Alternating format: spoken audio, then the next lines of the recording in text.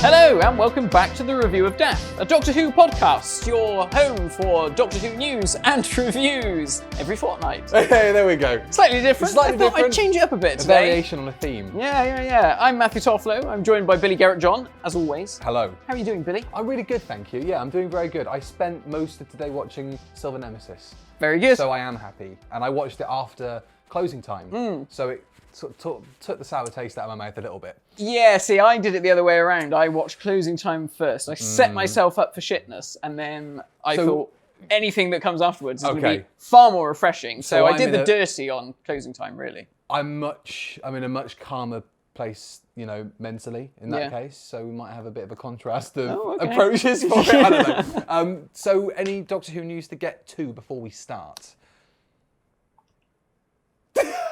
Well, I mean, we can kind of talk. Tumbleweed. Isn't there like a rumour about all the new Who Doctors coming back for the 60th? Yeah, There's that's going to be around. like a couple of specials in the 60th year. That was from The Sun. The Sun revealed that. Yeah. So, I don't know. Maybe. Take it with a dump truck of salt. Yeah, we'll soon see. Christopher Eccleston was mentioned. But, given the relationship between Russell and Chris and that whole period of time probably isn't going to be the case. And Matt saw Christopher Eccleston. I did, in person. I did. And he was bloody tall, apparently. He was very tall, very big man. I was shocked. But he seemed nice enough. Christopher Eccleston is a tall man is your main takeaway from the Yeah, news yeah, segment for today's episode. That's the news. Breaking news. Christopher Eccleston's tall. So and very nice. We have news that I don't know if you've seen this. This was in the latest Doctor Who magazine. I haven't bought DWM for ages. Yeah, you won't buy this one. It's got Peter Davison on the front. Yeah, definitely not. It was revealed that the Sea Devil story has actually been co-written with a new writer. Oh, right. And I can't remember her name. Ella something, I want to say. Ella Rose, maybe? Yeah. I probably butchered that completely. But yeah, so Interesting. She co-wrote the story with Chris Chibnall, and she put a thing out on Twitter about it after recording this today. And it's also directed by a newcomer, like Eva the Daleks was. Yeah.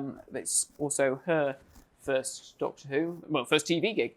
Pretty cool. So really interesting. We got a bit more of a confirmation about what the situation was with the specials for next year. Yeah. Because I think Matt Strevin said at Gallifrey 1, and we mentioned it in the last episode, We did, that Legend of the Sea Devils was her last one. Yeah.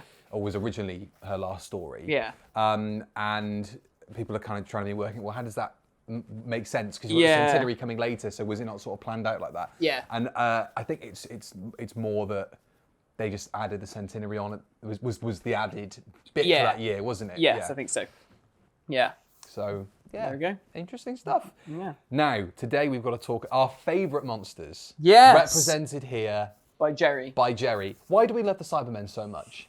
They're just big and imposing and scary and just unstoppable and just, I don't know, it's the blank faces and stuff. When I was a kid, I just thought, man, they're just great, aren't they? Yeah, there's something about the way that they, it's how imposing they are. Yeah, and the way they move, that sort of slow but unstoppable movement. And totally believable as well. Yeah. And that kind of, everybody gets these augmentations to their own skin these days. And a lot of people have plastic in them. Yeah. Whether that's to enhance something or it's to fix something or whatever, like cybernetics is becoming more of a thing. And it was, Cybermen are just cool as a concept.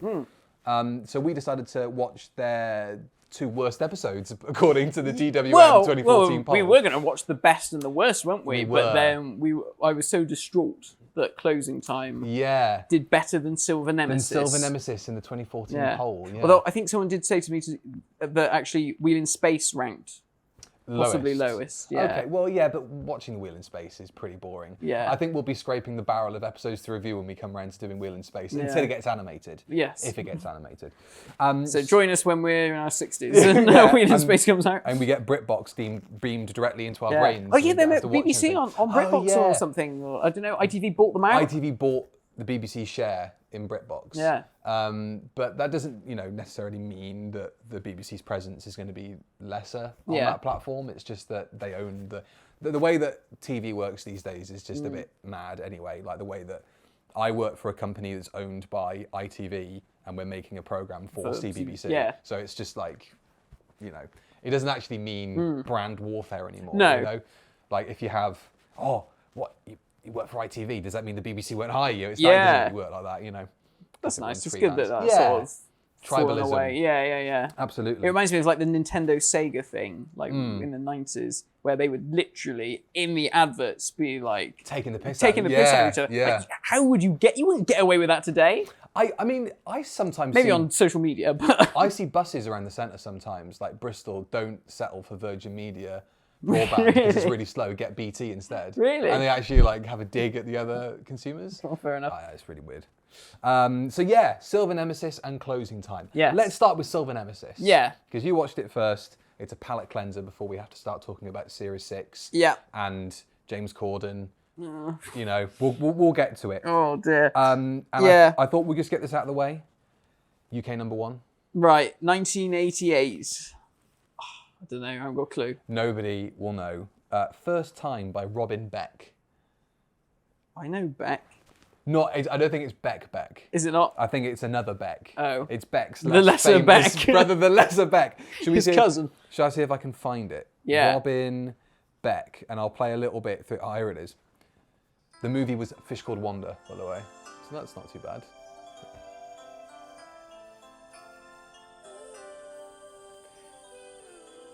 It's not setting us up for like a great atmosphere, is it? You know, like, God. I'm already bored. Anyway, so that was your cheap pop culture rewind for the day. So how did you first watch Silver Nemesis? I guess it would have been on VHS, right? I did, but it was taped off UK Gold. Well, there we go. The only way to watch Doctor Who. Yeah, and it was with the really good old ident where it was like the molten gold being poured into the stuff. Kids today, they don't know what they're missing out on. I don't remember when it looked like that. Do you not? I remember when it went from UK TV Gold to just Gold, and then it just focused on comedy. Yeah. It was like, that's I remember when it was UK Gold. UK Gold. UK Gold, then UK TV Gold, which was shocking. Then they Gold. Changed the name. Yeah. I first watched this on VHS in the most bizarrely designed VHS that Doctor Who's ever had. Like, I know it's the 25th anniversary, but it kind of barely feels like a 25th anniversary story. Yeah. But the design for it's like it's foil. It's a green VHS foil cover. Yeah. So it's not even silver. No. You think, it's Silver Nemesis. You do it silver. No, we're doing foil green. And then, it's just photographs, isn't it? And like weird diamonds. There's a weird diamond shape in it, and Silver Nemesis has got its own like logo design. Yeah, is that meant to be like the arrowhead? Is that meant to be like the top of the arrow? I can't remember. It's ugly. Really ugly. Yeah. But on that VHS, something that I look for online as well, and you watched the full thing for, was the making of Doctor Who Silver Nemesis. Yeah. Which we'll get to the episode in a bit, but this is really interesting. So it was a New Jersey broadcasting station. Yeah, something like that. NJN. Yeah. And it's apparently the most comprehensive behind-the-scenes look at a classic series Doctor Who story. Yeah, what they do, they go into everything, don't they? It's really interesting. Yeah. On YouTube, there are 2 clips that I found. One is of Sophie and Sylvester rehearsing and eventually shooting the scene where he comes out the TARDIS with the bow. Oh, yeah. And then the other one is David Banks. Oh, yeah. Talking in a very thespian way about playing a robot, which is great. So you watched the full thing. Anything you kind of gleaned from it? Any interesting things you could dig out? You can use a coat hanger to be a Cyberman's gun. That's true. That's in the YouTube clip as well. Yeah. That Cyberman actor who cuts all of his ear on the wire. Yeah. That is nasty. I remember seeing it as a kid and being like, shit. Yeah. Like, what the hell? It's pretty horrible. Yeah. Like, what is that doing in there? And interesting, I read kind of afterwards that they would let them in to record this one, I guess, 25th anniversary. Yeah. There's some involvement with the royal family, or they tried to get Prince Edward in it. So they thought that having this shot for it would have a better appeal for the show in the States. Right. Because it's royal family related. Yeah. But yeah, it was a really fraught production, apparently. Yeah. So because Greatest Show in the Galaxy overran because obviously they had all the issues with the asbestos. Yeah. They didn't even do a read through for Silver Nemesis. So it was like they were turning up and just like shit, just rehearsing. rehearse it here and get on with it. You can sort of tell that from there's the rehearsal with Sophie and Sylv, and you think, would you not have got these lines down a bit more by now? And it's kind of noticeable, I think, when they're rehearsing that bow scene. And apparently they had a bit of a falling out during the making of it. Sylvan, and really? they both had a tiff and made up. Oh. But apparently it was that sort of stressful that you made Sophie and Sylv have an argument. That's insane. That's pretty bad. But I just think it was so like tight. Making it that it just tensions bubbled over and because Sylv mentions on the DVD that in that final scene with the Nemesis statue and in the hangar, and the Cybermen have just been killed, and then they have that conflab about I'll tell you your secrets and all this stuff. During that bit, they were like, we didn't know our lines. It was just like, right, here you go, do it. Yeah. And they were just like, oh shit. He said, but you can feel the tension. He said, and it actually helps the scene. And he's kind of right, because there is a tension in that scene that's really, really good, and it really, really works. But let's talk about it. So you've reviewed Silver Nemesis on the YouTube channel before. I have, with Johnny. Yeah. I adore Silver Nemesis. Yeah. I love it. I think it's a nostalgia from watching it on constant repeat. But it's sort of like the Remembrance of the Daleks for the Cybermen within Sylv's era. Very much. Because you get those really cool action set pieces. Yeah. And that is kind of the highlight of the whole thing. Yeah. From like an action point of view. Yeah.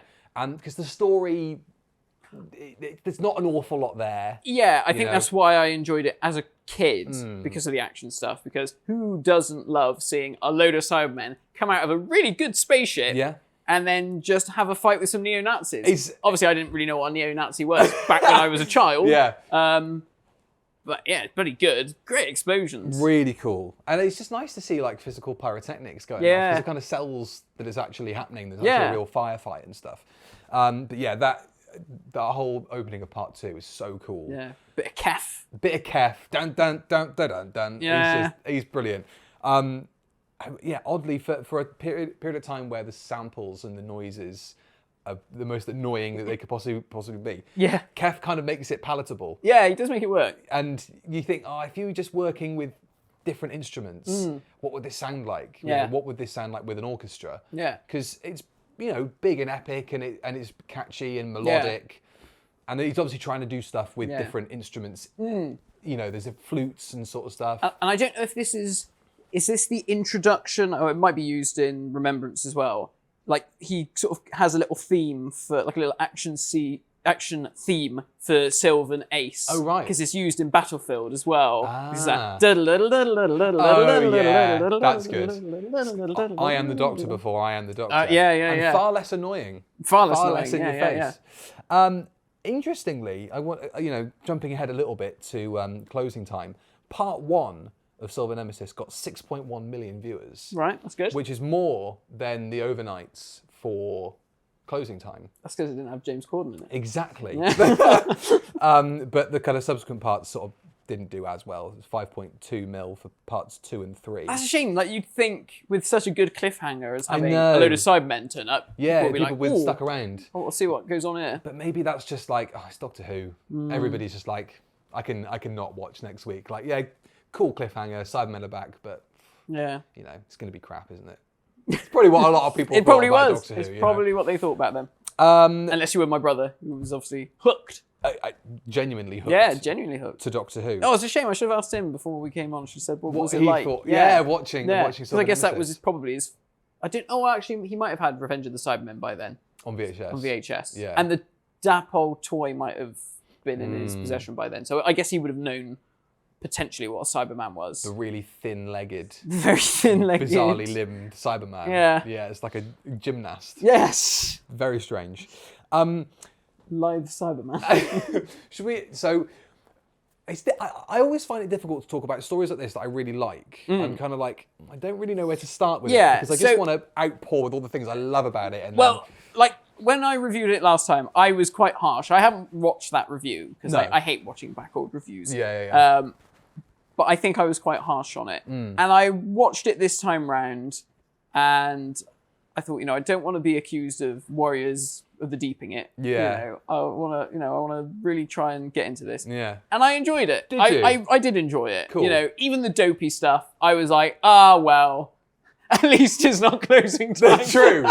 I think that I can put up with Dolores Gray or whatever her name is turning up. Yeah. Because it isn't James Corden. If it was James Corden in that limousine, going, aha! I'd have gone, fuck off. Let's not even start. Because, it's not a 25th anniversary Doctor Who story without Dolores Gray popping up, is it? Of course not. That could have been, maybe the Brigadier pulls up and lets them in, or in his limo, something. With his lady friends in there.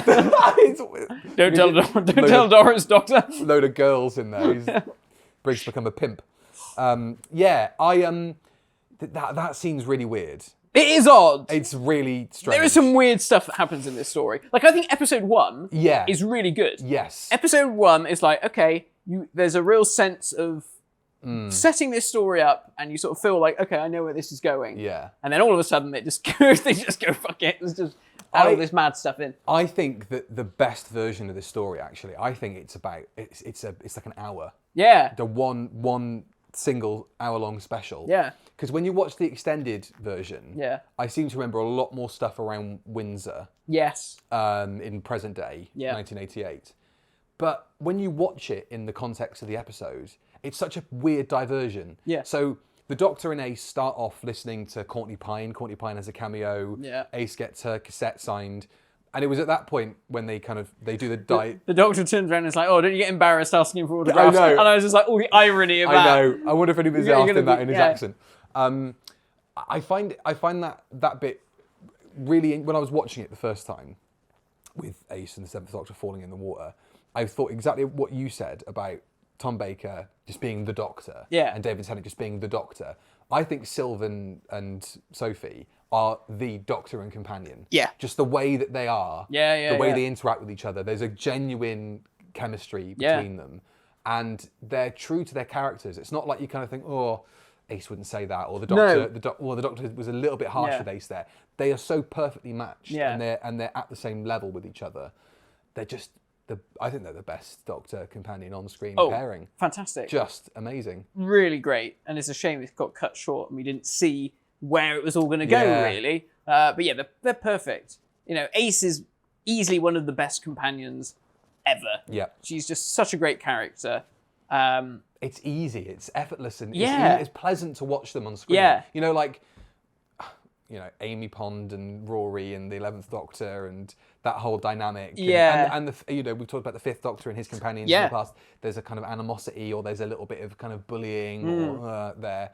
But this is just really, they just get on. They just like each other. They like to hang around with each other. Yeah. Yeah, there's a nice sort of dynamic, that kind of parental figure. Yeah, they poke fun at each other, but it's all in good humour, and it's just really, it's a really good TARDIS team. I don't know how anyone could not like those two together.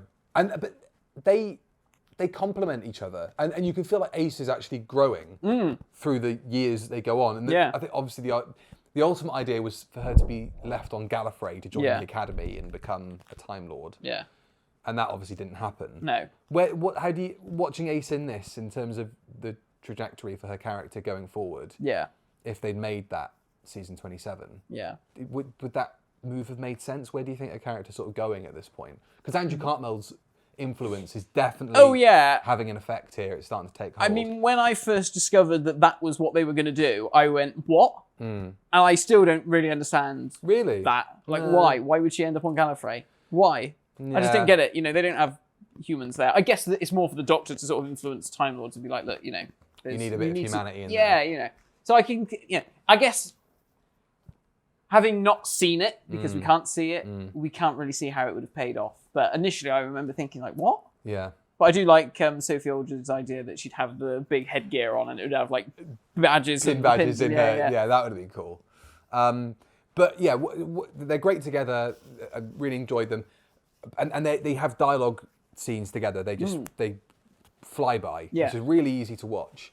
But I was kind of thinking, in their first conversation after they leave the Courtney Pine gig, they land in Windsor Castle in the basement. Is that supposed to be present day at that point, or is that back in time? That's present day. That is present day. It's kind of a pointless scene, Because they kind of walk around the archive. Yeah. They kind of accidentally drop some stuff. He puts a fez on. He puts a fez on. Prophetic. Very much so. And then, like, what's the point?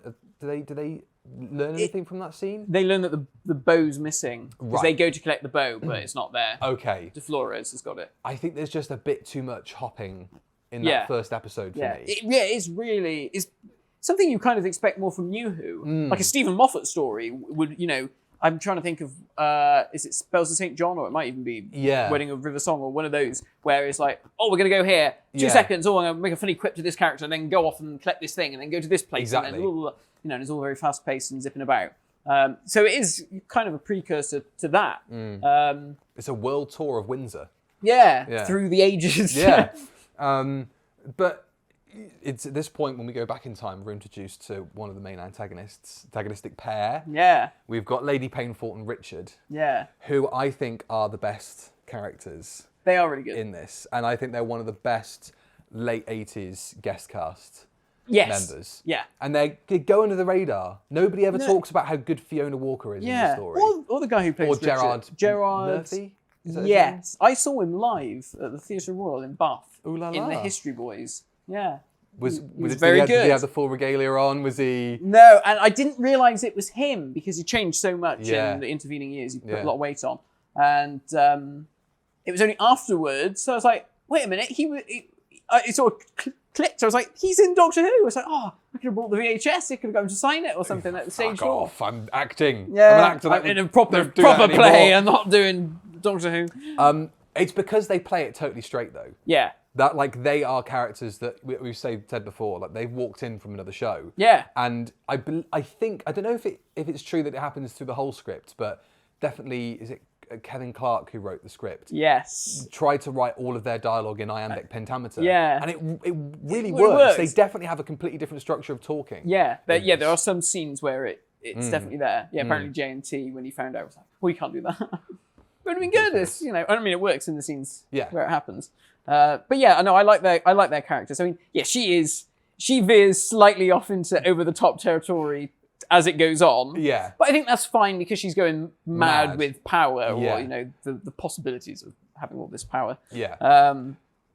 She does become a bit less threatening though, through that. Like at the beginning, she bloodlets the philosopher, played by Leslie, I forget his name, French, who was Leslie French. He was up for the first Doctor. He was up for the first Doctor. And they obviously use his blood to travel in time. Yeah, it's really dark. Yeah, and she's got poison darts and glorious evil. Yeah. She's got all these great quotes. Yeah. And then as she gets further and further through it, she sort of becomes a bit more of a ranting, raving lunatic. And sort of, like she's led around everywhere by Richard. She's in such like her mind's gone. She's in such a daze. Yeah. She has to kind of be helped around. And she does sort of lose her... Yeah, and I think what also doesn't help, again, probably because, it was such a fraught production, she's in all these very brightly lit scenes. She works well in the Jacobean dark scenes when she's all menacing. And then as soon as you've got her like walking around on the streets of Windsor, and then you get the skinheads. And that's great though, It's so bonkers. But interesting, watching the behind the scenes, Kevin Clark said that for him, his idea was like, the skinheads were like the yobbos of the 80s. But for someone like Richard, like a Jacobean man would carry like an 18-inch blade with him at all times. Yeah. So they'd have just stabbed them. I was thinking the first indication that they haven't quite committed to them being totally evil is the fact they just strip them and string them up. Yeah. Like if they were true to the character, because Richard is a murderer. Yeah. Like he's not a great dude. No. Like he clearly kind of comes round to the side of good, but that's only because he suddenly falls out of service with Lady Painfort. But I was kind of thinking what they need to do is they need to walk past the bush and they're fucking scalped in the corner, like that's what it would be. Yeah, I was thinking that. Yeah. And that would have been so much better. Yeah. I mean, obviously it'd been very dark. Maybe not scalping them, but if they found them dead and be like, Lady Painfort's calling cards. Yeah, they've been poisoned with the arrow. Yeah, or anything like that. Yeah. Something unpleasant that would have made this, because at that point, it very much feels like in the story, the Cybermen are just listening to jazz. I know. Sylvanese are just strolling around listening to jazz. Shall we talk about the Cybermen in this story? Yes. What do we think they look for a start? Because they look great, the don't they? chrome. They look great. Yeah. I was watching it, I was like, ooh, one of those, a full size one of those would be quite nice. If I had to pick any of them, I think I'd go for that one. for the Silver Nemesis one. Yeah. It's a nice look, isn't it? They look great. David Banks is back as the cyber leader. Yeah. Fantastic. Mark Hardy's Cyber-Lieutenant. Mark Hardy's back, and I think I forget his first name, something Oral, Mark Oral? Right. Dave Oral? Something like that. I think he was at Pandora, actually. I think the three of them did a panel together. The first one. Yeah. Is he the Cyberman that sort of speaks more like this? Sort of. Oh, there's a couple of weird noises they make in this story. Yeah, there's a lot of like screaming. I want to know who did all the like the. Or the. I think that's all David Banks. Yeah. It sounds like him. Yeah, David, can you give us a ramble of different noises? It's interesting watching the rehearsal footage of him. Because you hear his natural speaking voice, and you think, is that how much modulation's on it? He's not actually speaking with an incredibly deep timbre. He's speaking relatively normally. Yeah. He's putting certain emphasis on certain words. Yeah. But he's not really speaking any deeper than this. No.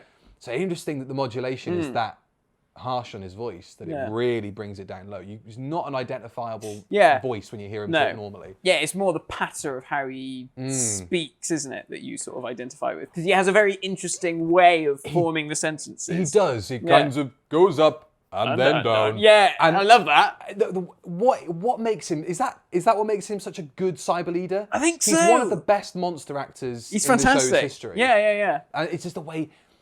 And the way he holds himself. The way he holds himself, the way he moves, his feet are totally rooted to the ground and he sort of sways with his hips. Yeah, he sways with his hips. All of his kind of movements. He moves with his crotch. He does. Crotch first. Yeah, that's a power stance. That is a power stance. Because they're so right. When David Banks, as the cyber leader, walks onto the bridge in Earthshock, it's one of the best bits of physical acting in the show. And he's clearly a very talented physical actor. Because to make that costume not look hokey. Yeah. And to actually have some kind of power and presence. Yeah. It's quite a lot of work. Yeah. Because it's a shame, like, you see him, and then you'll, like, see Cyberman number 3 in the background. Scratching its helmet. Yeah, or, like, just sort of flopping about a bit, or, like, bumping into something. And you're exactly. Like, you kind of want David to gather them all around and go, like, we stand like this. Yeah. But in the documentary, he sort of says, it's nice to have people you've been Cybermen with before. Yeah. Because you can have cyber chats and all that kind of stuff. But yeah, he's just brilliant. Yeah. So I'd love to get David Banks on this podcast. Yeah. Because he is interested in cyber lore as well. Like he loves it. He wrote one of the Virgin New Adventures and the Cyberman book as well. I've got that New Adventures book. I haven't read it. I must read it. Yeah, I've read bits of it. Yeah. I've kind of skipped the bit where it's like, well, where are the Cybermen? I want to see how he writes the Cybermen, because I'm a bit attention deficit like that. I was like, where's the Cyberman? I want to see all the blowing up bits. So it kind of meanders around sort of part 2. I think it starts to lose its steam quite a lot. You get the big action sequence and then it's like, now where do we go? Yeah. It's a lot of toing and throwing as, we've got the bow, no, we've got the bow, you've got the arrow, no, I've got the arrow, and it's a bit like, oh, okay, what? Yeah.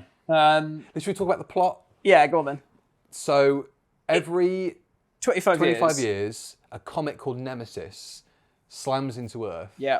And it usually brings some great disaster. So 25 years prior, it was the assassination of President Kennedy. Yeah. Before that, was it... the televisation of an unearthly charge. Everything went downhill from there, Ace. And then, what major catastrophic really, they could have said, rather than the assassination of Kennedy, they could have been like, oh, it was that Hand of Omega business. Yeah, well, that would have made sense. Yeah. Call back to... the Hand of Omega is mentioned. That's referenced. Yeah. There's lots of references in this story. Yeah. So the Nemesis statue comes to Earth, and it's a weapon, isn't it? It's like it's a Time Lord. Validium, isn't it? Validium. Is it a Time Lord? It is a Time Lord construct. Invented by Omega and Rassilon, apparently. There you go. And probably Sylvester McCoy. And probably the other. Yeah. Or the Timeless Child. Yeah. And then stuff happens, and the Cybermen. Could you imagine if they in Flux, there was a thing and it was constructed from Validium or something? What a cool God! That would have been you missed out there, Chibnall, you silly sod. I think the Nemesis statue is a really cool. It is a cool thing, yeah. And I think it would be cool to see it come back. Now, we've got the technology. Yeah. like obviously it's just someone in a reflective suit made of the same stuff that they used for Superman. Yeah. But you imagine it being something like the T-1000 in Terminator 2, and definitely. But it could be easily done like that now. Yeah. And so the Doctor's job is to kind of send it back on its way, Yeah. make sure it doesn't fall into the wrong hands, because you've got the neo-Nazis trying to get it because they see it as some kind of last crusade, holy grail thing. And it's really interesting when she has that little conversation with Syl when he's setting everything up, and she sort of says something like, "Oh, once I've done this, then will you grant me my freedom?" And she's like, "No." She said, "Oh, but you said you would." He's like, "Well, things aren't over." Yeah. And it all sets up this whole thing of like, the Doctor's really up to no good. Yeah. What is he doing? It's one of those early sort of... Yeah. And I completely forgot about the chessboard as well. Yeah. Like, is that one of the earliest sort of New Who style threads? Yeah, the I fact think that so. They stuck the chessboard in there. Yeah. And then... How many episodes later is it? Curse of Fenric, they get, Lady Painfort's chessboard is mentioned in that story. Penultimate serial, isn't it, for season Right. 26, I think. Yeah. Curse of Fenric. Yes, it was quite a while. It's all set up. And it all set it's up, really yeah. cool. It's a really really, good. really cool idea. And it's the same chessboard, isn't it? It's exactly the same chessboard. I think so, or very similar, yeah. So it's brilliant. It's like an early sort of Bad Wolf or Torchwood sort of thing. That's really neat. What other sort of aspects of it that don't quite work though? Because it's obviously not one of the best episodes of Doctor Who ever.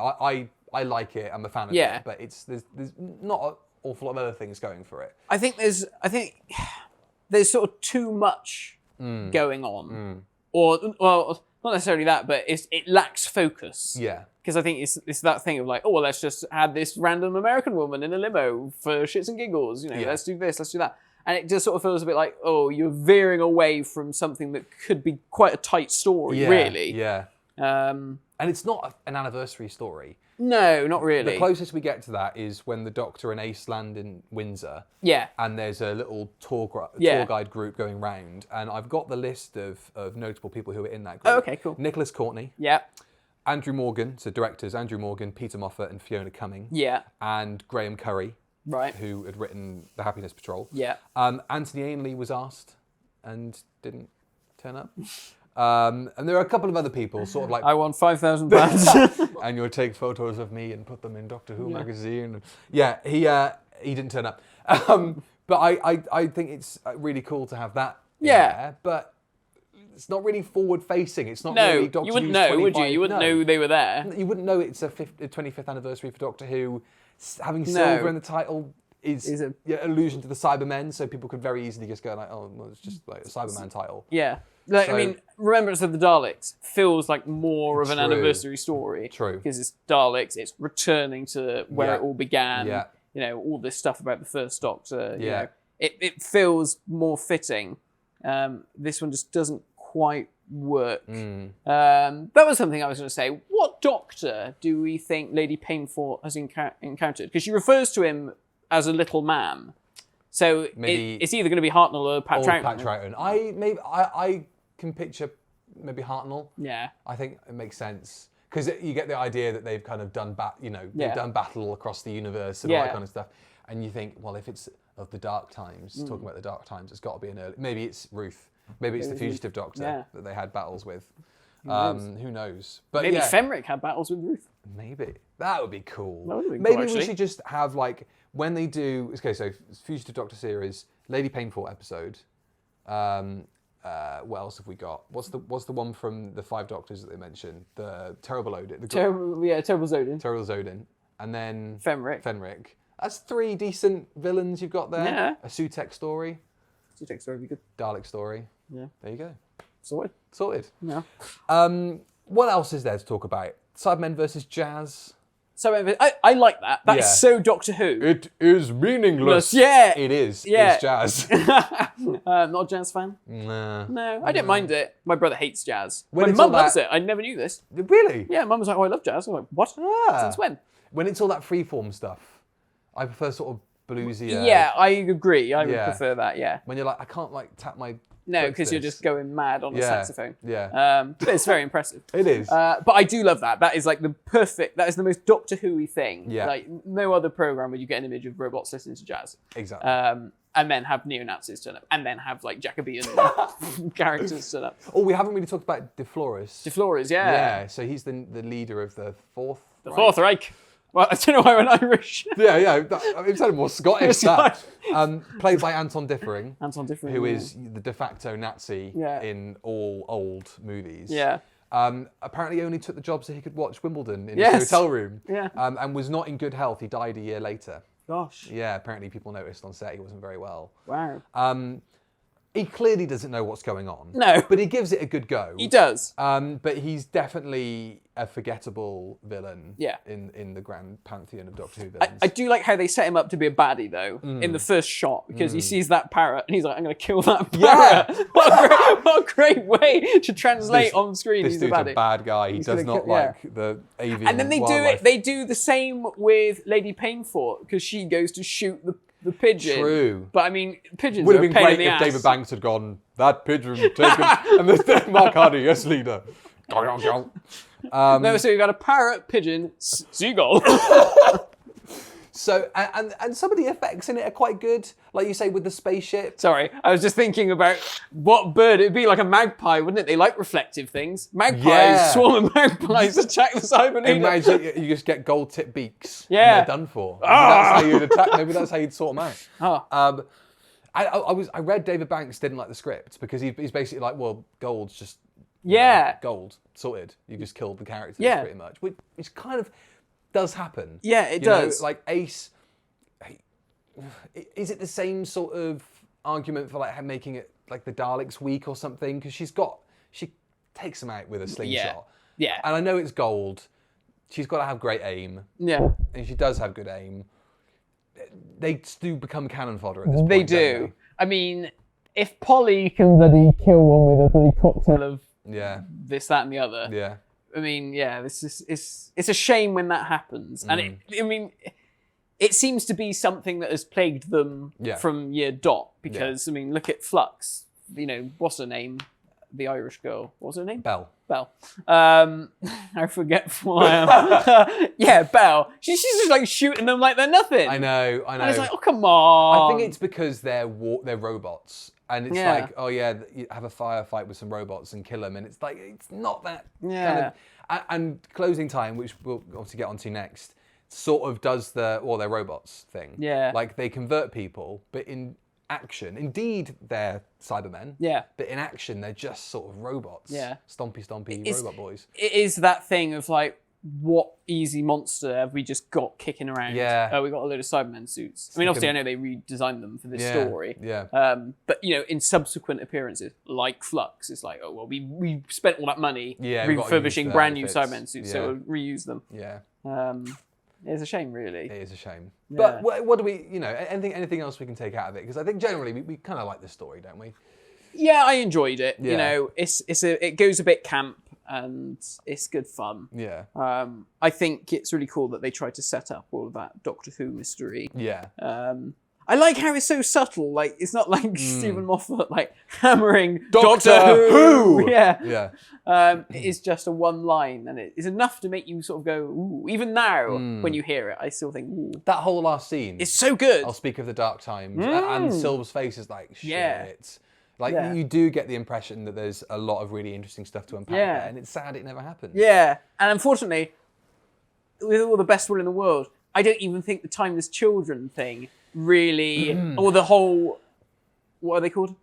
What's this secret cabal that she worked for? The Division. Yeah. Christ. You really have forgotten about it. All of it.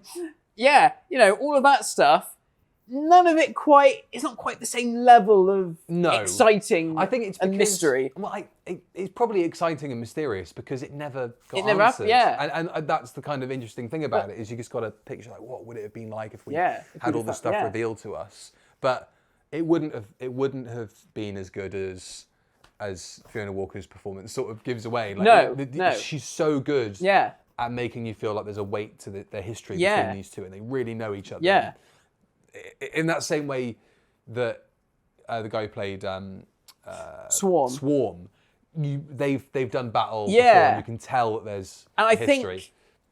think that is actually probably part of the downfall of Flux, is that you have Once Upon a Time, and you see them doing that battle, and Yeah. it's like, oh, Actually- it's just with some Time Lordy mates, Yeah. and it's some weird bloody SWAT team or whatever, Exactly. and it's like, that's nowhere near as good as just saying. you let on. Yeah, Yeah. you know, if you just left it at that, like, oh, we've done battle across Yeah. time and space and all this stuff. It's not some great intergalactic conflict. No, it's like- just three blokes and a dog. Exactly. In the bloody TV studio. No, love it.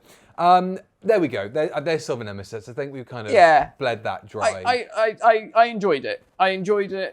Yeah. Do you think it's the worst, apart from Wheel in Space, which apparently ranks lower than it? I mean, I would rank Wheel in Space lower than than this. Silver Nemesis. I think just because it's long Yeah. and it feels just like a retread of the same old stuff that they've done already in that era for Troughton. Are there any other Cyberman stories besides Wheel that you'd put lower than this? What about the Moon Base? Is that lower? I love the Moon Base. Attack- Nightmare in Silver would go below Silver Apart from the Nemesis. new series. Oh, I mean, apart from the new we series. could put pretty much every Cyberman story apart from the that's true. Capaldi two-parter below it. Oh, I don't know. I quite like Attack of the Cybermen. I think it's just the Sayward joylessness of it. Like, this is camp and The silly. Cybermen are hopeless. Yeah, I know. There's that one who's like got gaffer tape over his helmet. Why didn't they just put his helmet on? I know, properly? and Michael Kilgareth has got a bit of a gut. Fat controller. Fat controller. And that, oh, yes, you know, that's Cyberman. I- Oh, Cyberscout has been destroyed. You know? It's that one that's in this one. He's in this one, isn't he?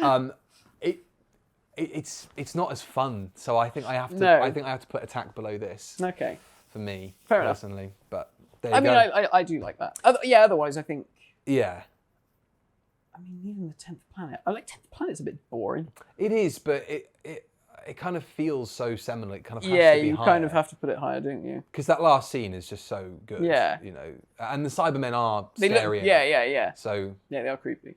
well, we can talk about one story that's definitely below it, Yeah. and that is Closing Time. Let me take you right back to 2011, Matt. Please don't. UK UK number one. I don't know. Go on, you know it. Do I? Yeah. Give me a clue. Hum Uh, it. Never mind the Buzzcocks it. Come on. Oh yeah, I do know this.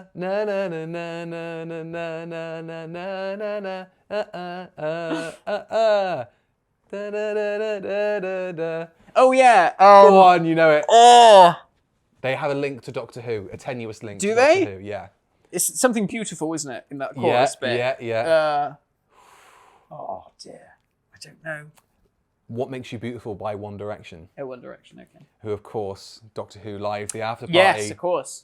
We'll have to do a watch along of that one day. Oh, that would yeah. be great. I'd like to watch it because I've only seen it once. I saw it on Oh. broadcast and I never saw it again. Buried in the archive. Yeah. If anybody's got an off-air recording, not some kind of one where the I think BBC. Chris Chapman said he might have a copy. We'll get it. We'll get it from I'm Chris. sure he said he's got it. Like Perfect. saved We'll talk on to his him about like it next digibox. UK box office number one. What that was? No. UK box office number one is Oh, sorry, the film. Yeah. 2011. I don't know, some Marvel thing. Tinker Tailor Soldier Spy, Oh, really? which is when you start going, oh God, Benedict Cumberbatch is going to be in everything for the Yeah. next 20 years. Yeah. I'm already bored. Already bored. I'm glad he's doing Doctor Strange. Yeah. Takes up enough of his year that I don't have to see him in everything. In everything. Yeah, that's know. true. So, series 6 of Doctor Who. Where are we at this point in the narrative? So it's a split series, isn't it? This one. Yes, it It's is. a split series. So this is September 2011. Yeah. It's the only episode. Is it episode 12 in this Yes, one? it is. It's It's the only the ultimate episode one. 12 that isn't the first part of a two-parter. Yeah. And it's shit. I mean, It is poo. yeah. It was definitely one that I remember at the time going, nah. And it was definitely one I remember the next day at school, everybody going, do you see Doctor Who last night? Yes. Oh, they solved it with love again, didn't they? Yeah. Yes, they did. Yes, they Yeah. resolved it with love. I know. I didn't like it either. Yeah. Don't worry. I think that wasn't this the first time they did it? Was this the first like really big on the nose love one? And then it like happened a bit more later on. Like it happens in Maybe. Hyde, doesn't it? Yeah. Hyde is like, they're Oh, not the really two monsters monsters. loved each other. They just love each other. Oh, Yeah. shut up. It's a cop-out, isn't it? It is. It happens so much. I don't know why. Why can't monsters be evil? Why can't monsters just be bad? Yeah. They were in the old days. Boring, apparently. Oh, Also, contextually where we are, the first series of Sherlock's already come out. right.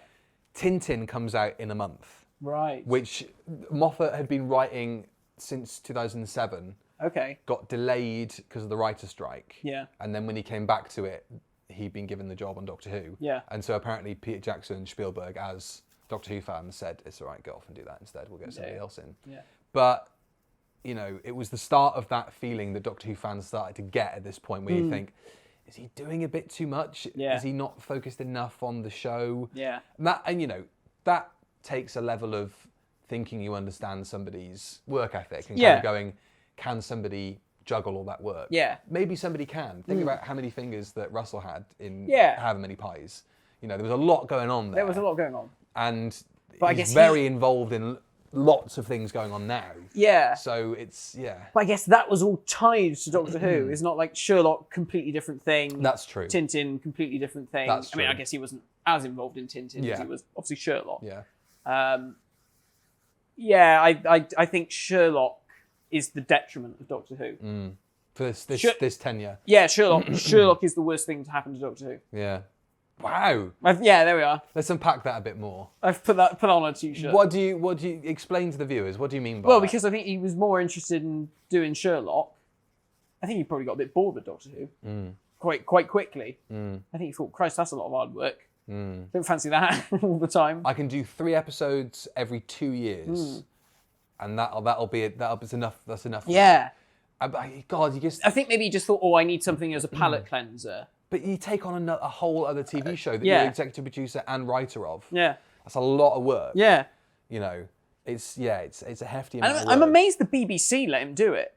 Really, I'm amazed the BBC said, "Whoa, hang on a minute." I suppose they thought, well, you've got a co-showrunner with Mark Gatiss there to take the load off. He can take the load, yeah. Yeah. But you can tell that Moffat's fingerprints he's are all all over over it. Sherlock. Yeah. You know, like, Mark Gatiss doesn't write like that. No. For better or worse. Yeah. He doesn't write like that. Yeah. This is all Stephen, surely. Yeah. There you go. The first thing that struck me watching this is how awful that costume is that Matt Smith's wearing. It is appalling. And then he takes the jacket and the Stetson off for Yeah. like half the story anyway. Yeah. You think, what's the point of putting him in Yeah. that outfit? Was it It's- just to differentiate between the two parts? I think it might have been. Give Just him to, a different colour bow tie. It is horrible. I don't know who signed off on that. I just don't. I reckon it was Matt Smith. Do you I reckon? reckon he liked that look more than the tweed look. Hmm. Because I'm sure there's some photos of him when he was doing screen tests. Yeah. And he's got a long coat on in one He of those. does, yeah. So maybe he's like, I'm going to get my long coat. And then Yeah. the Stetson ties in with the Cowboy whole thing. cowboy thing. And Yeah. maybe it was like a BBC America thing. Can you wear a Stetson in every episode? Like, and then I guess, who's the costume designer from Red Dwarf that comes in and does Howard Series 7? Burden. Howard Burden. You know, then he comes in. Yeah. And then. And then it's just the best. The best costume. Yeah. Yeah, I love that purple. Get him outfit. out of that stinking bloody military jacket. Yeah. Because it's so like David's. Yeah. It's like, It's David's but green. yeah. And it It's just a horrible looks colour. weird. It just doesn't go with a No. bow tie. And No, it's so odd. I just don't know what that was all about. it's horrible. Talking of costumes, we see the Cybermen for the first time. They're trying on skinny jeans in the locker room and they need a bit of help. Cybermen in a department store.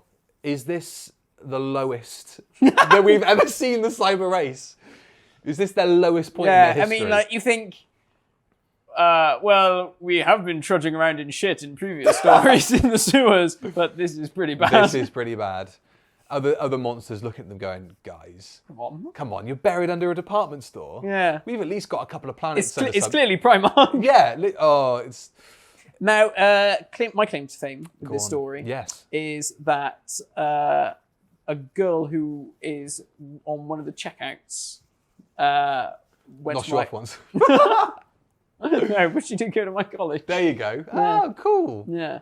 So, I was trying to work out when I was watching this. Right. I guess they're shooting it late at night when no one's in the store. I would have thought so, yeah. What are the rights for babies on those sets? Are they allowed to be up at that time? I don't know. I mean, they'll have multiple babies on set, but like, are they allowed to be? Bring out baby number 2. This one's broken. I thought that. Crying and shit You know, yourself. I was thinking this. This is a. You know, I don't want to go too much into this, but I was thinking, you know, Matt Smith's got the baby, and there is a really lovely scene. Yeah. With him and the baby, and you know, he gives it a little kiss on the head. And it's all very, very sweet. And I thought, oh God, at what point are we going to end up going? That baby didn't grant permission to be used in this filming. So, like, at what point? I thought you were going to say, at what point do we find out that the actor that played Stormageddon's like a right-wing nut or something? Like, it might be now. There's another turf involved in closing time. Great. No. Oh God, the third one. I tried to find out the name of the actor who played Alfie. Oh, yeah. I couldn't find. Yeah. You know, let's get that out of the way. Stormageddon. I fucking hate that shit. Yeah. Yeah. It goes on a bit too long. Yeah. The first line, it's funny. Yeah. The occasional reference to it, you know, but it's, yeah.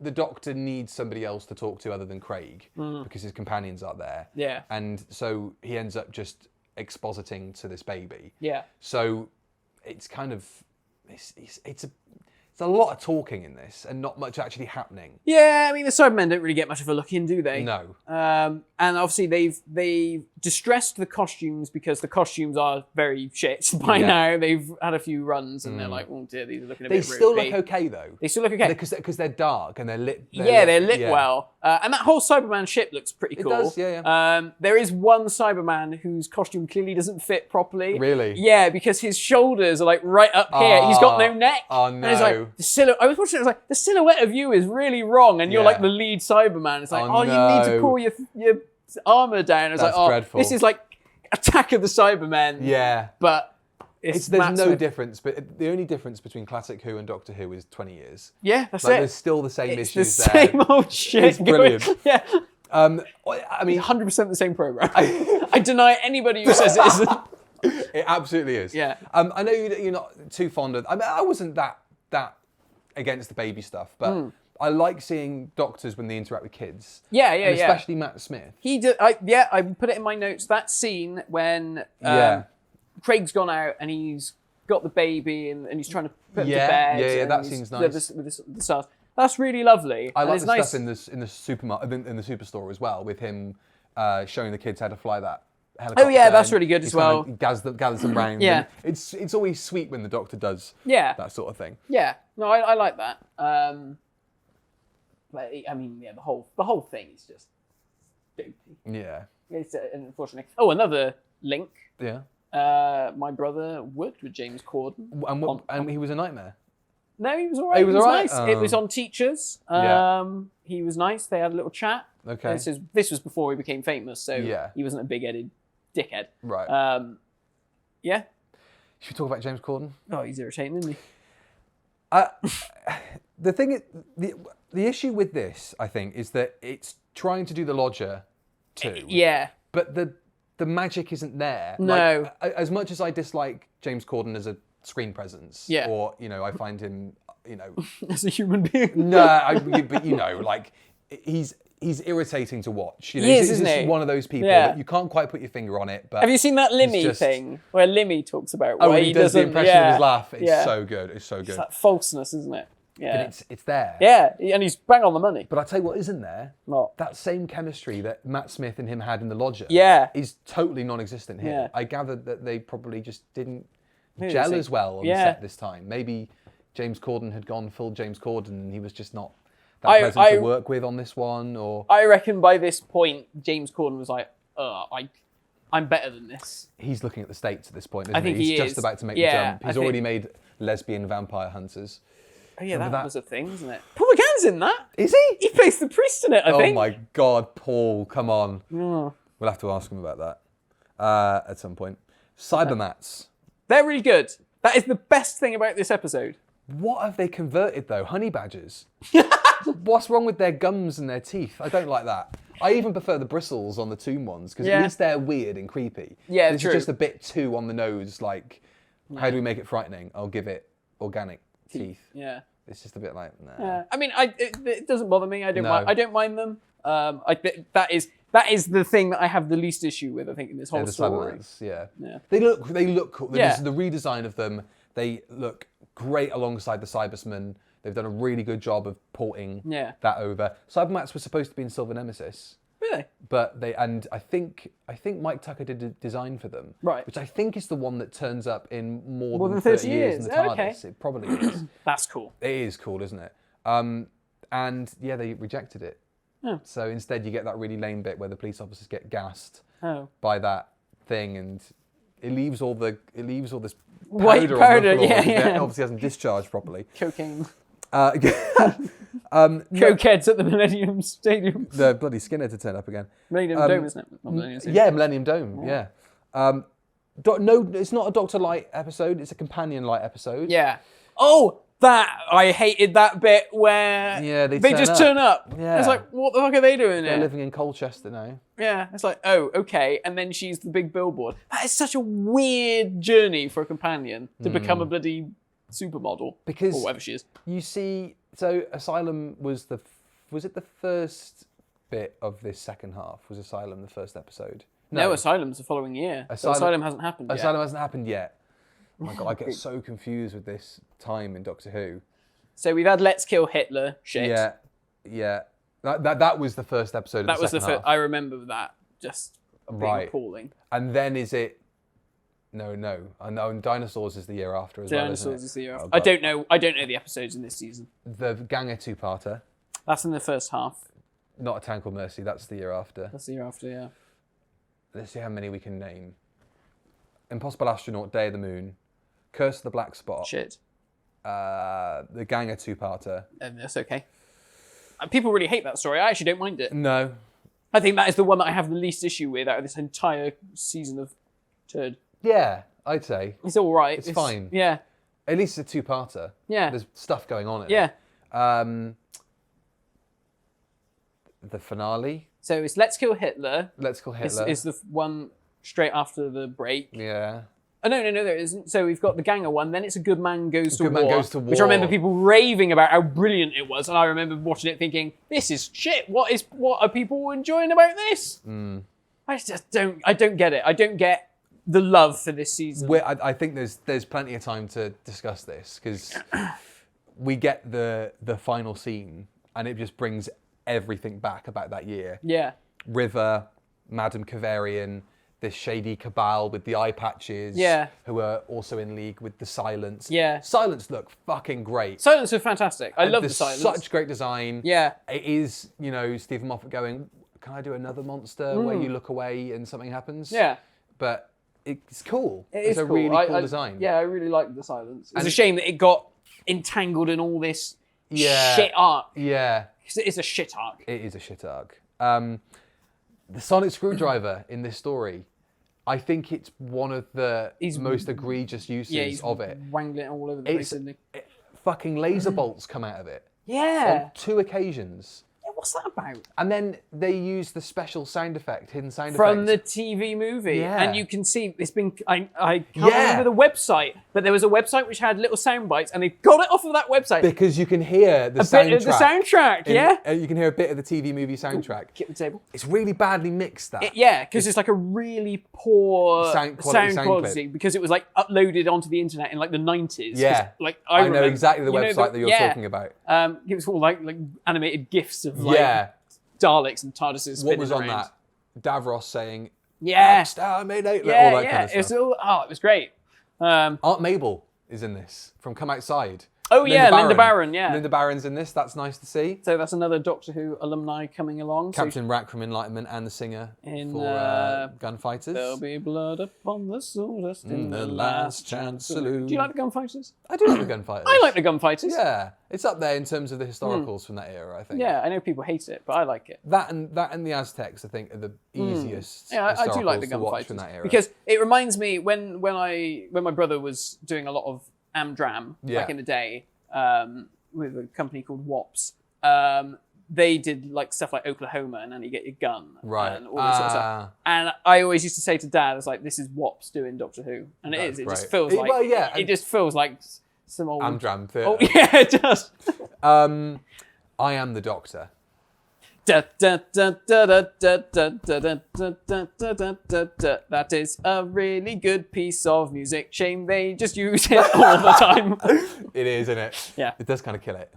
And it's at this point that it's Series 6 every fucking episode. I just get this impression that Matt Smith just has to go for a piss and it's just there. Yeah, yeah. Da, da, da, da, da, da. Do you know what it's like? It's like Dr. No, when Sean Connery is just kind of walking around his hotel room and they play the Monty Norman theme. It's like, what? He's not doing anything. He's just walked from there to there, farted in between, and yeah, Monty Norman's come out. Nuts. But it's nice to hear it because it's a great piece of music. It is a great piece of music. I remember at the time thinking, my God, play something else. Yeah, I know. It does get really tiresome after. I got a funny feeling that maybe they were just like, oh, we need to save money somewhere, so we'll have less music from Murray. It does, and it gets less and less. It does, yeah. And less to the point where you're just like, this is from 2 seasons ago. I hate that. And this is the mix from the CD soundtrack as well. This isn't like they've pulled it out of the archive or they've done a different recording or a remix. This is literally track 12 from the Series 5 soundtrack being played. That was my one complaint about the new... I don't think it really happened so much necessarily in the Chibnall era, but certainly with like Moffat and Russell's time, I miss having completely new scores for every story. Yeah. I hate that like library style of we'll record so many tracks and just loop it and do it. Yeah. It just feels, I don't know, it feels a bit cheap. If you ever feel like you're missing out on watching or listening to Murray Gold Series 5, Series 6 soundtracks on TV, turn The Apprentice on. Yes! Because they use it all the time on The Apprentice. Yeah. It's just become library music now. Yeah. It's a bit like that theme tune from the beginning of Hitchhiker's Guide to the Galaxy when Arthur comes down the steps. Yeah. Dun, dun, dun, dun, dun. That's used in everything. It's just become library music. Like Murray Gold's just become the library music dude. I'm going to ask you a question, Matt. All right. Silence will fall when the question is asked. Fuck me. What is the question and what does any of that mean? It means nothing. It's all nonsense bollocks. That's what it is. Have a go. The question is Doctor Who. Yeah.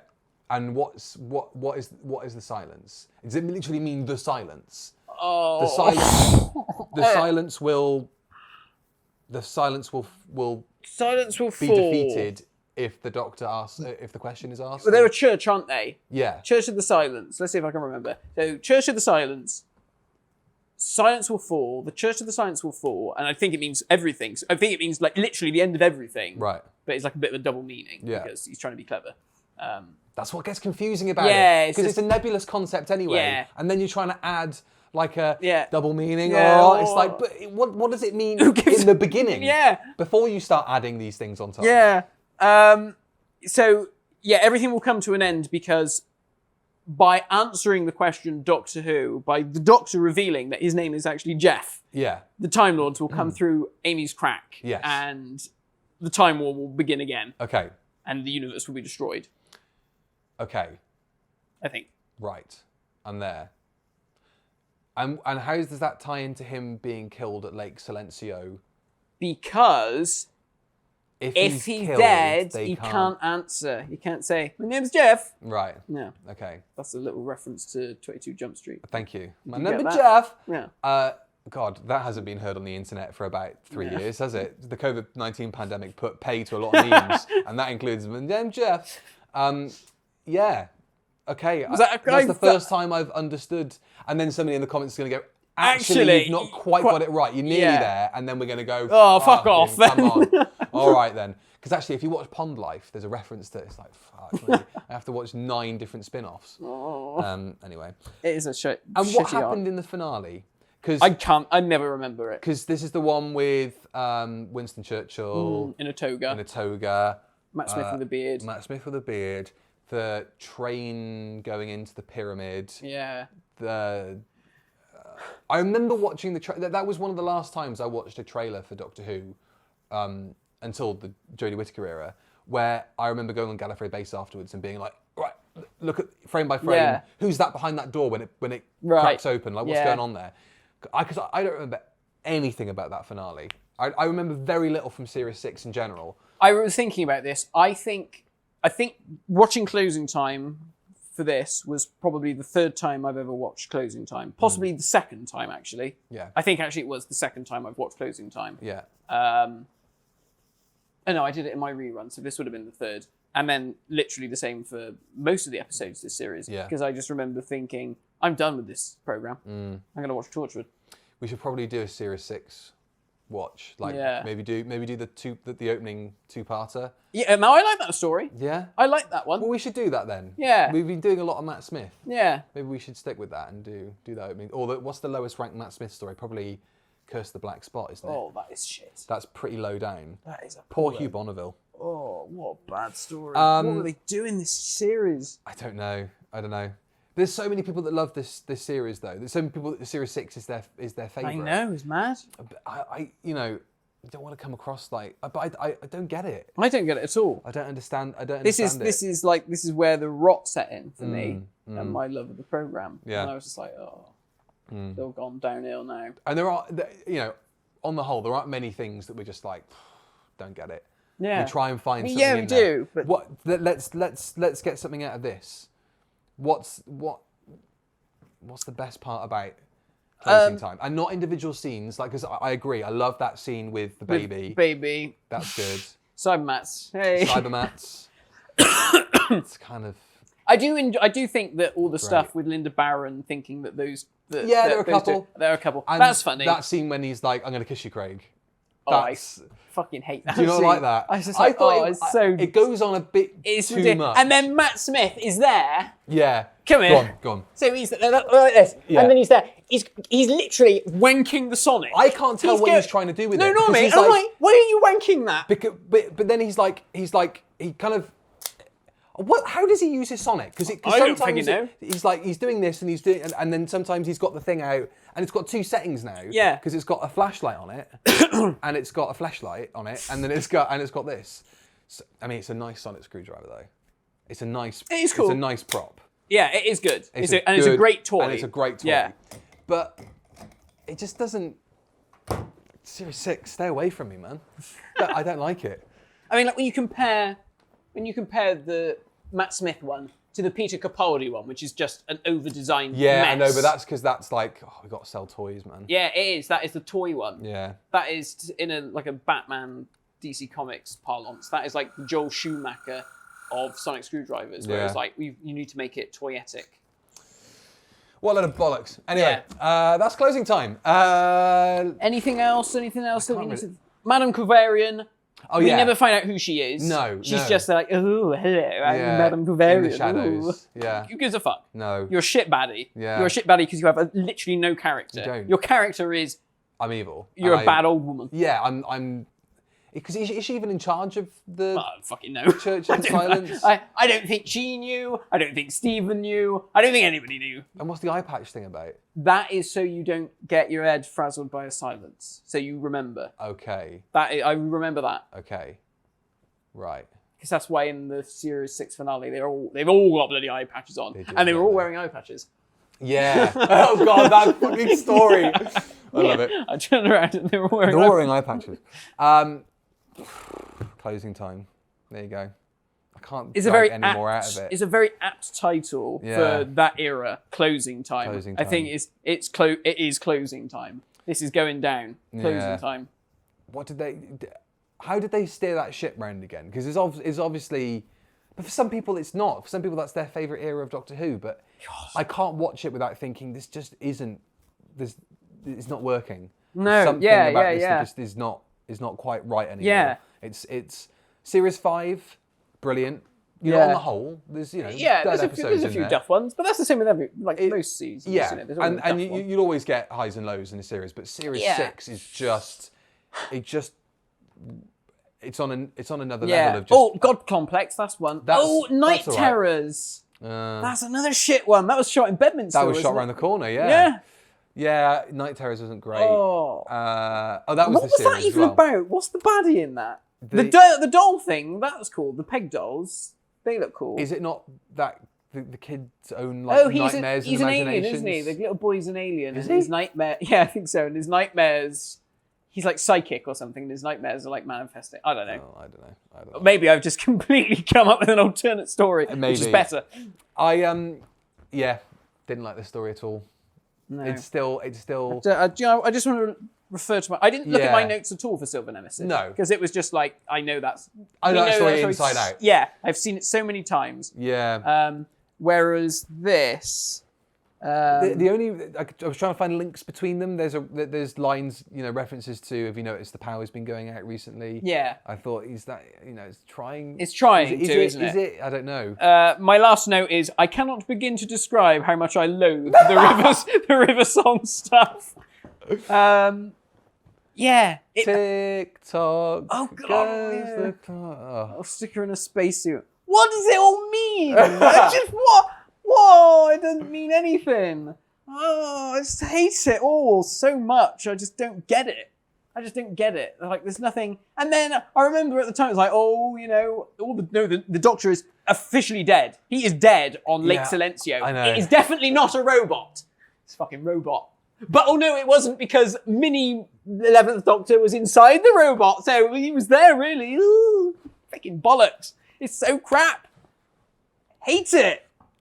I think Matt needs to. Oh! We'll see you in a couple of minutes. Yeah. It's time for that part of the show that we've just decided to do for these next 2 episodes. It's viewer questions. We've asked you to submit your questions on Instagram and Twitter. We're going to go through a bunch of Twitter ones here, and then in the next episode, we're going to do a bunch of Instagram ones. And we're going to try and keep it generic so that if anything kind of happens in the intervening weeks, because we're double banking today. Yeah. We're double wanking today. So if you see any kind of things going on in the world of Who, unfortunately, we haven't been able to cover it. He's going off on a secret shoot for the Blu-ray collections to New Zealand. Exactly, so, I'm flying speculation. That would be what a budget they'd have for that if they flew all the way over. We want you to do a documentary about the superannuation adverts. Right, okay, talking about superannuation, this one comes from Jenny, Dimensions in Jen. Oh. Best 3 of these, very canon, on screen, 90 specials. So I'm going to go through as many of them that I recognise as possible. Search Out Science, Search Out Space. Are we talking about the actual... the kind of... right. The Sharda kind of linking Sharda! material. Yeah. Whoa. Sorry, the microphone probably... Dimensions in Time. Yeah. Whatever this is with Sylv with a toadstool behind him. Oh, I have seen that. We'll have this on screen, I maybe. like Sylv with the long hair. Yeah, it works really well. I mean, Yeah. it works well in the movie as well. TV movie, obviously. The superannuation adverts. Destiny of the Doctors. Why does the Master look like he's... That's a very interesting shot. It's not a great image of Anthony Amy, I feel is like I'm his Todger. Oh, yeah. Curse of Fatal Death. The linking stuff for Crusade. The Crusade. That is the Crusade. Doctor Who Night. The Web of Caves. Web of Caves. That's Death Comes to Time. Yeah. Real Time. Yeah. Sharda animated. Yeah. Schalke. Yeah. Right, 3 of those. Which ones are you going to pick? Okay, best ones. Right. Nothing from the bottom. Yeah. That's sorted. Yeah, so none of the animations. None of that. No. Right, Dimensions in Time. Yeah, same. TV movie, because it's the TV movie. Yeah. And, The third one's tricky. I think it has to either... it's either going to have to be Tom Baker and Doctor Who Night or Tom Baker doing Sharda! Doctor Who Night. Doctor Who Night. We can eradicate a version of Sharda from the universe. Cleopatra. What a woman. We can get rid of that. That's fine. Yeah. This is from Matthew Purchase. If you had the choice of all 97 missing episodes being returned, but there will never be another new episode of Doctor Who, or those 97 are gone forever, but there will be constantly be a new series of Doctor Who, which would you choose? Oh, that's a tricky one. Is it? Oh, really? That's a tricky one. That isn't hard in the slightest. Nah, you would have to say more Doctor Who. There we just go. Let the old ones go away. I don't think that's Can hard. I do an alternative? Can I say we can remove Series 6 from the archives? Just from existence? From existence, Yeah. and get all the 97 back. I'll do that. That Yeah. sounds good. What would you like included in a Wilderness Years Blu-ray collection set? What episode stories and what new special features from Philip Hawkins? Well, okay. This is a good one. Obviously, some sort of feature hosted by 2 strapping young men Yeah, who that'd be were great. fans in the Wilderness Years. That They would be- might hail from Bristol. Maybe, yeah. That might be quite good. Doctor Who night. Doctor Who night. All of the Doctor Who nights, even the one in 2003. Oh yeah. Everything right up until Russell T Davies is doing a new version of Doctor Who. Up until that thing goes on the BBC website, it's all fair game. Literally any reference, no matter how minute, Yeah. to Doctor Who within that period of time needs to be on that box set. Like somebody bringing something into Antiques Roadshow. Yeah. Something like that. If on the season 17 Blu-ray we can have interviews with Lalla Ward where she's talking about a mad fucking book. Have you seen these things about? What was it about? What was it? Something for dogs? Something about It was just bonkers. odd. Oh, like the Zodiac for dogs or something. Yeah. Something mental. And you think if that can be on there, Yeah. You know, any appearance where they've gone, let's get Sylvester McCoy in to Totally. just make a tit of himself because Doctor Who's that silly old shit show. Yeah, it'll be like, it would be that. If they can get him on GMTV when he was what was he talking about on GMTV? There's like that started going round. Yeah, and there's the I don't know if they'd have the rights to that. There was that one for the 30th anniversary, I think, which was Big Breakfast. Right. I think Gary Russell was on that. Was he? Yeah, with Sophie Aldred and some other people. Yeah, I think so. So Death Comes to Time. Basically, everything that was on that photo thing that. But yeah, that all has to be on that box set. All of that has to be on there. What new things would you commission? Would you do something about Dapol? Something about Dapol. Something about the exhibitions? Maybe they could get the most renowned YouTuber for Doctor Who toys to do that. Yeah. Who's that? I don't know. Yeah, all of that stuff. All that stuff will have to go in. Do that. Product Enterprise, you talk about that stuff. Yeah. But yeah, I mean, like other things like exhibitions. I think this would be a prime thing to do an exhibition documentary because... The start of like Doctor Who online sort of discourse, so like message boards, forums, that sort of thing. I guess a documentary about the Virgin New Adventures, about Big Finish. But you think with stuff like what was it, Doctor Forever, that stuff's sort of been done, hasn't it? They've done a lot. Yeah, I guess and that whole Wilderness Years documentary is pretty good. Maybe you could do... It's so long since I've seen it, I can't remember. One feature about, that kind of is that documentary. All the different attempts to bring it back. Like the Amblin screen tests. Yeah. The few things, if it survives, of location material from when we're going to do Dark Dimension. Yeah. Anything to do with that. All of that stuff, can go on there. I mean, you know, it would never ever happen, but by some minor miracle, a proper HD version of the TV movie, if they were able to get the actual negatives and be like, right, that you would can be cool. remaster it and you can upscale the CGI. Maybe for the actual, for the set, you know, it's not think about how many discs you do. Yeah. But maybe each set has like a sort of documentary for the disc, and that is the main thing. Yeah. And the rest of it is just it's all archive. like yeah. So the Silver Nemesis documentary, if that's, you know, that isn't on the set for that series, that should go on there. That should go on there. I imagine that would go on season 25. Yeah, if they can get the rights for it. I mean, there is a lot of stuff to populate a Wilderness Years box set. I'm really excited at the prospect of a Wilderness Years box set because I know some people are like, oh, well, it's just going to be bits of all tap. No. But I think, you know, especially for us, that was the sort of stuff that we would, I don't know about you, we would get the call from mum and dad downstairs saying, Doctor Who's on the telly. And then you'd come, yeah. There's a Dalek on the telly. You know, that was it. That Kit Kat advert's on quick, and then you missed it by the time you go down the staircase. Bollocks. Yeah. Oh dear, I think I've just given myself a hernia. I was going to say, your back's bad anyway. I got why bad you're back. doing that. Got bad legs now. So I think any of that stuff would be... I'm really looking forward to that. What would the cover be like, though? It would have to be... Paul McGann would be I think it has to be a big photo montage. And then what do you have down the bottom? Like Sylv from the TV movie, Tom from Dimensions in Time. Dimensions in Time. If we can please, that'll be on get there. Dimensions in Time. And all the Noel linking stuff. All that stuff. Could you even maybe put some replica 3D glasses in there? Oh, that'd be good. A 3D version and a 2D version, and then like the extended version with all the missing, all the cut bits. Yeah. If they can, I mean, they'd have the rights now to use the Daleks in it retrospectively. Yes, so true. the use of the Daleks in it, because there was a Dalek on there set. Was a Dalek there, yeah. So something like that would be really cool. Oh, that'd be good. Maybe do 2 cuts of it. Maybe do like the cut that went out. Yeah, release the GNT cut. And then do a cut where like, right, we'll try and make it almost like it's a proper episode of Doctor Who, and I like it. Less wanky fluff. Good idea. You know, put the actual Sylvester McCoy music over the top, and like you said, extend it, add the extended scenes in. Mm-hmm.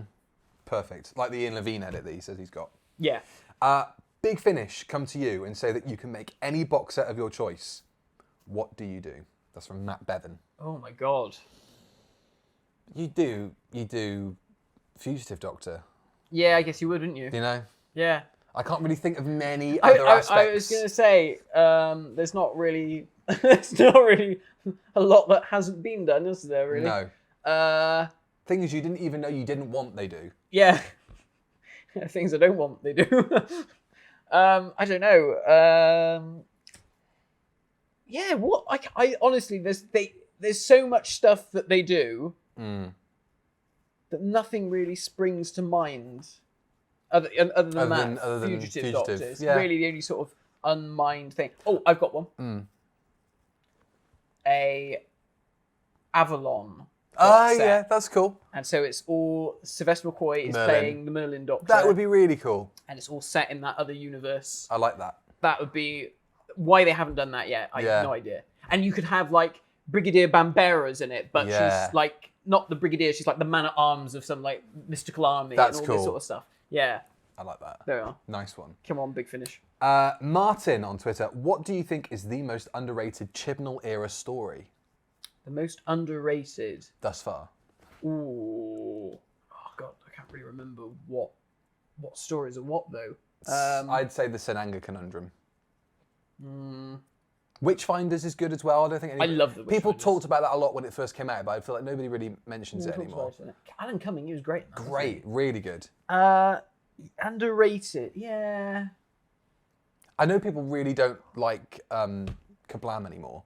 I didn't really like Kablam at the time. It was okay. I think it's the messaging that people have a problem with now, isn't it? It's just like because it's on the side of the big corporations and it's on the side of Amazon and that sort of thing. I think that's why people aren't really that fond of it. Yeah, I don't know. I can't really think of an underrated story. They either seem to be good or shit. It's really interesting. There's no middle ground there for you. No, not really. I mean, like, I know people hate Orphan 55. You don't mind, but you don't but mind I don't mind it. Well, that would be a significant one, I'd say. I guess that would be all right. Like, I prefer Orphan 55 over Praxius. I think Praxius is dog shit. Really? I hate it, yeah. I hate it. I think it's worth it for the effect of them exploding. It's so yeah, they do. horrible. Oh, that's cool. I've literally forgotten the story. Missed the trick not having sea devils involved. Yeah. There you go. Or Autons. We've got it now. We've got it. Oh yeah, or Autons. Because it's it plastic. makes perfect It's sense. already plastic stuff. It was like, why would you not have the Autons in it? This is a great question. If you could have two monsters meet in an episode like Army of Ghosts / Doomsday, who would they be? I've got my answer. Have you got an answer? Wow. Yeah. Okay, what's your answer? Cataclysmic, universe-ending confrontation. Omega versus Sutek. Oh, that's cool. And the universe is caught in the middle. I like that. Two massive, powerful beings. And the really universe good, is caught in the crossfire of it. Because it's kind of the dark side. Yeah, or like yeah. Fenric versus Sutek. Yeah. Or something crazy like that. That'd be really good. I do like that idea. My one was going to be Sontarans versus Ice Warriors, and I did it, so. Yeah, that's a good one. I remember at the time people saying like, oh, this makes a lot of sense. Why wouldn't they meet? Another Dalek Civil War.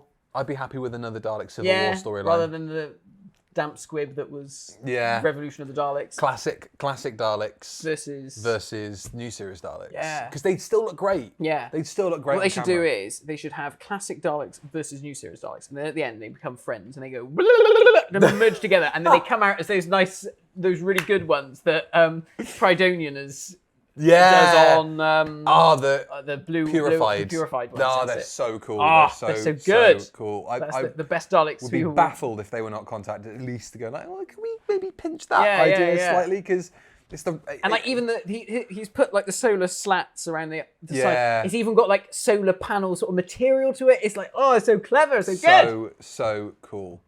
If you were offered the position of showrunner, what new direction would you like to take the show in? For example, would you shake up the format of how the stories were told, a bit like Flux did? I think I'd basically do Flux. I'd certainly keep it serialized. Yeah. I like that a lot. Maybe you could do, like, maybe a looser serialization across the whole series. Yeah. So more like what you'd get with, like, a Bad Wolf or a Torchwood. Yeah. But you have... Every episode ends with a cliffhanger. Like in the Hartnell era. I've always wanted to do 6 stories, 2 parts each, 12 episodes a year. You get 12 weeks of Doctor Who. Yeah. So it kind of... And a Christmas special. Yeah. You know, that would be fine. Be happy with that. Yeah, no, I agree. I think in terms of formatting, that's probably the one that I'd go for. And then the last one. Who would be on your Mount Rushmore of Doctor Who actors? Anyone from companions to one-off characters. Should we do the Rod Mount Rushmore? Mount Rod. The Mount Rod. Khalid. Khalid's on there.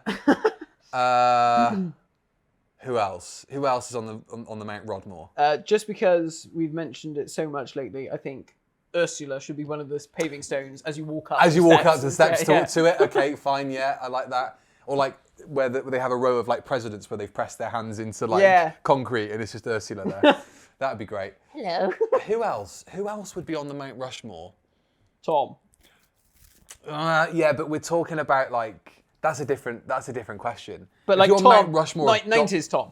90s Tom. 90s Tom. Superannuation Tom. Tom, yeah. Superannuation Tom is on there. There's got to be something. Gary Downey, no. The Rod related kind of ones. Yeah. Stephen Moffat. Stephen Moffat's on there. Yeah. Yeah. Stephen Moffat's definitely on there. How many people are on Mount Rushmore? I don't know, 4, 5? 4, 5? Let's say 4. Let's say 4. Khalid, Stephen Moffat. Stephen Moffat. This is a killer's row. 90s Tom Baker. Superannuation Tom Baker. And K9 from the Australian K9 series. Just his head jutting out of the mountain. That'll do. Fine. Thank you very much. Someone on the internet, Photoshop that right now. Cheers, Frenchie. That was a very good question. I like that one. That was Silver Nemesis, closing time, and your wonderful questions. Thank you very much. Send them in. Yeah, thank you for that. That was really good. We had a good laugh at that. Indeed, you did. We had a good laugh at closing time. And we had a good laugh at Silver Nemesis, but mainly closing time. Mainly closing time. But yes, thank you ever so much for watching and listening, or listening and watching, depending on what you're doing. Or if you're watching it, you're doing both, aren't you? You're listening to it too. And you're clever. So I was really desperate. What? Go on. Never mind. Bye-bye. Bye-bye. Bye-bye. See you next time.